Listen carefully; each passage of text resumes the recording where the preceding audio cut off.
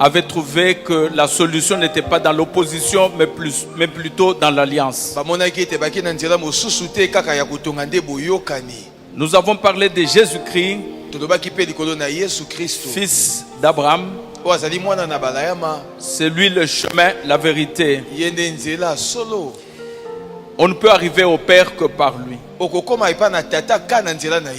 Nous avions aussi parlé de nos pères dans la foi.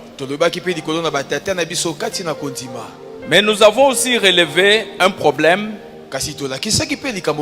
C'est que nous avons constaté que tous ceux qui côtoient ces gens n'arrivent pas au même résultat. C'est pourquoi nous essayons aujourd'hui de répondre à cette question dans notre message que nous avons intitulé la sélection spirituelle. Nous allons lire la Bible dans le livre de Matthieu, dans l'évangile de Matthieu, chapitre 13.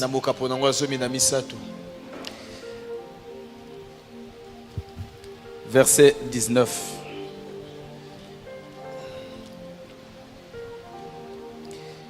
Ici, c'est Jésus-Christ qui parle. Il est en train d'expliquer la parabole du semeur.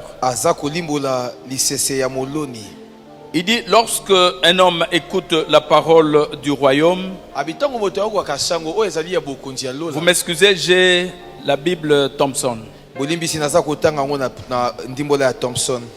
Lorsqu'un homme écoute la parole du royaume et ne la comprend pas, le malin vient et enlève ce qui a été semé dans son cœur. C'est celui qui a reçu la semence le long du chemin. C'est lui qui a reçu la semence dans les endroits pierreux. C'est celui qui entend la parole et la reçoit aussitôt avec joie. Mais il n'a pas de racines en lui-même. Il est l'homme d'un moment. Et dès que survient une tribulation, une persécution à cause de la parole, il y trouve une occasion de chute. C'est lui qui a reçu la semence parmi les épines. C'est celui qui entend la parole, mais en qui les soucis du monde et la séduction de richesse étouffe la parole et la rendent infructueuse. C'est lui qui a reçu la semence dans la bonne terre. C'est celui qui entend la parole et la comprend. Il porte du fruit. Un grain en donne 100, un autre 60 et un autre 30 paroles du Seigneur. Amen. J'ai consulté Wikipédia pour comprendre un peu ce que c'est que le mot sélection. J'ai prélevé plusieurs définitions, mais je prends la plus courte et la plus simple. On peut définir sélection comme un tri qui s'opère naturellement au sein d'une espèce. Il en résulte qu'au fil des générations, ces mécanismes expliquent l'adaptation des espèces à leur environnement. Amen. Amen. Amen. Amen. Bien-aimés, c'est un sérieux problème que je viens de soulever ce soir. Parce que nous sommes tous dans l'église. Nous voyons parmi nous de fidèles qui ont déjà peut-être une dizaine d'années, mais dont la situation ne change pas. Et parfois, nous voyons aussi de fidèles nouvellement arrivés à l'église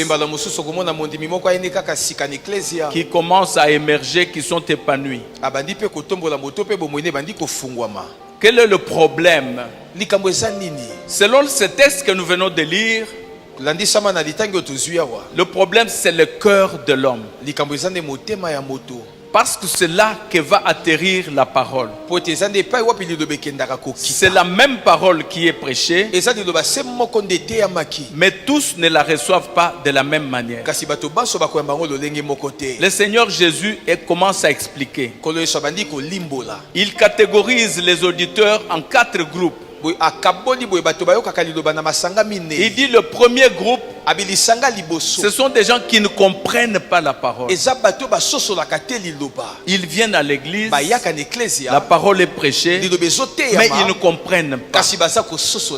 Et le deuxième groupe est constitué de ceux qui reçoivent la parole, mais perdent cette parole face aux tribulations. Le troisième groupe, c'est ceux qui se soucient beaucoup de bien du monde. Et le dernier groupe est constitué de ceux qui comprennent la parole, qui la mettent en pratique et portent de fruits. Amen. Amen. C'est cela toute la différence. Quand vous savez, j'ai un grand souci parce que je veux vivre la parole de Dieu. Et la parole que j'enseigne, je veux vivre du vécu. Je ne veux pas rester dans des théories. Parce que vous savez, quand on prêche des choses théoriques qu'on ne peut pas prouver, la Bible sera toujours un livre incompris. Les gens pourront essayer de vivre ou de suivre ce qu'on a prêché, mais ils n'y arrivent pas. C'est pourquoi je pose la question à la Bible. Je fouille dans la Bible pour trouver des réponses. Dans la Bible ce soir, je prends quelques cas de gens qui étaient bénis et qui avaient aussi des gens qui le côtoyaient. Je parlais d'Abraham. Abraham avait Lot comme collaborateur. C'était son neveu. Ils ont vécu ensemble. Mais le cœur d'Abraham et celui de Lot n'étaient pas le même. Il est arrivé qu'ils étaient tous bénis. C'est pourquoi je conforte ma thèse selon laquelle quand vous côtoyez, vous vivez avec un homme béni, vous finirez par être béni.